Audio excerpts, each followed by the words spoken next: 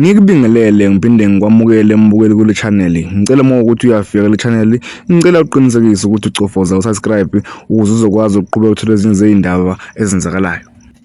Ingane zakwethu sekuvele indaba engazinhle lapha ezithi kutholwa isidumbu somlisa sifakwe esakweni qede saphoswa. Kuthiwa lo mlisa wagcina ukubonakala ngesikhathi evakashele intombi yakhe. Lesidumbu kubikwa ukuthi sitholakale lapha emgwaqeni u-R37 eBurgersfort eduze nesiteshi samaphoyisa.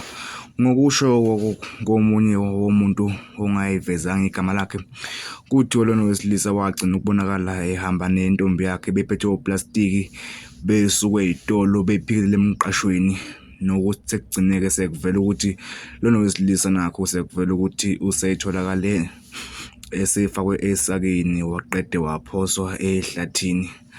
Kubikwa-ke ukuthi amaphoyisa ayaphenya ngalolu daba. Ileke nje mbukeli.